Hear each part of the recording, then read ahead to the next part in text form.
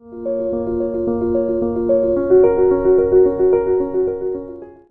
Friends, welcome to my channel.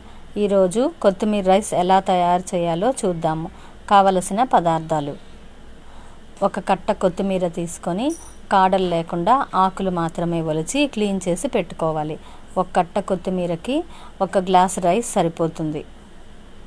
పల్లీలు, 5 పచ్చిమిర్చీలు,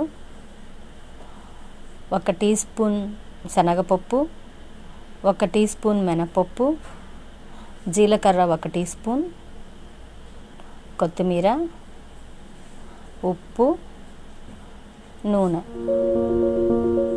stove వెలిగించి pan పెట్టుకొని ఆయిల్ వేసి జీలకర్ర, పచ్చిమిర్చి, కొత్తిమీరని క్లీన్ చేసి 2 నిమిషాల పాటు మూత పెట్టి మగ్గనివ్వాలి.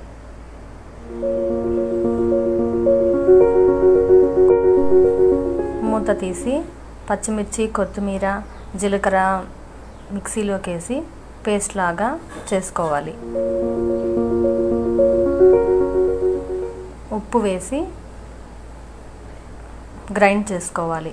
ఈ విధంగా పేస్ట్ చేసి పెట్టుకొని స్టవ్ వెలిగించి బాండలు పెట్టి 2 టేబుల్ స్పూన్ ఆయిల్ వేసి, ఆయిల్ వేడెక్కిన తర్వాత ఆవాలు, జీలకర్ర, శనగపప్పు, మినపప్పు, పల్లీలు వేసి గరిటెతో తిప్పుతూ వేపుకోవాలి.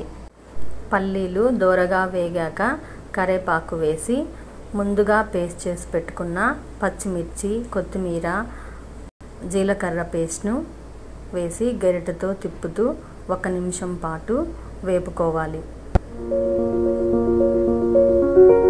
ఇప్పుడు స్టవ్ ఆపేసి ముందుగా మనము 1 గ్లాస్ రైస్ని పొడి పొడిగా చేసి చల్లార్చి పెట్టుకోవాలి.